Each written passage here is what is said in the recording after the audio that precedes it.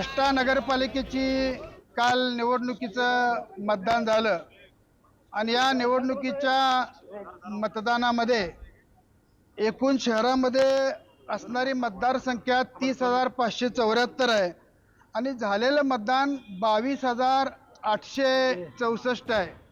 परंतु नगरपालिकेच्या किंवा निवडणूक जे पाहतात त्यांच्या मार्फत जी यादी प्रसिद्ध केली यामध्ये जवळपास 2,000चा म्हणजे फरक आहे आणि यामुळे पोर्टलवरनं सुद्धा आता ही लिस्ट आम्हाला सगळ्यांना मिळाली। हे पूर्णपणानं चुकीचं आहे। एकूण मतदारसंख्या यामध्ये दाखवल्या 33,328। एका प्रभागामध्ये तर 1,311 ही मतदारसंख्या असताना त्या ठिकाणी 4,077 मतदारसंख्या दाखवल्या। 1,311 संख्या आहे। आता 6 नंबर प्रभागामध्ये एकूण मतदारसंख्या 3,056 आहे। ह्यात मतदान झाले 2,394, यांनी दाखवले 1,795। अशा अनेक त्रुटी आढळल्यामुळं आम्ही अधिकाऱ्यांना या ठिकाणी जाब विचारलाय। त्यांनी सांगितलं की व्हीएम जे आपल्याकडं सगळ्या नगरसेवक पदाला उमेदवार उभे आहेत त्यांच्या प्रतिनिधीकडं काल संध्याकाळी जे मतदान बूथनुसार झालं ते आणि एकूण नक्की झालेलं मतदान याची टॅली आम्हाला तातडीनं करून देतो असं त्यांनी सांगितलंय।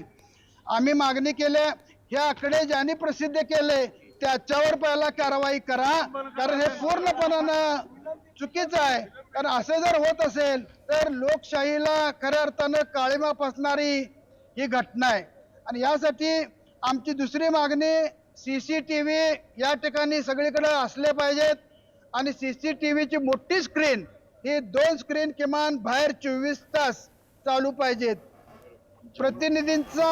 प्रतिनिधी एक प्रत्येक उमेदवाराचा 24 तास या ठिकाणी घेतला पाहिजे।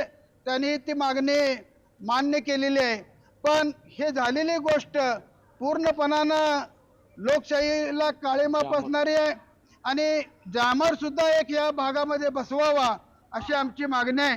कारण अजून 21 तारखेला मतमोजणी होणार आहे। पहिल्याच एकाच रात्रीत जर हा गोंधळ असेल तर पुढे काय होईल हे आम्हाला माहित नाही। म्हणून काही झालं तरी या बाबतीमध्ये अधिकाऱ्यांनी हा निर्णय घेतला पाहिजे। झालेलं मतदान आणि त्यांनी जाहीर केलेलं मतदान हे पूर्ण चुकीचं आहे आणि एकूण झालेलं खरं मतदान आणि यामध्ये जर टॅली झाली नाही तर कसल्याही परिस्थितीमध्ये आम्ही आष्टा बंद केल्याशिवाय राहणार नाही। सांगलीच्या आष्ट्यामधला हा सगळा गोंधळाचा प्रकार आपल्याला समोर येतोय। ज्यावेळी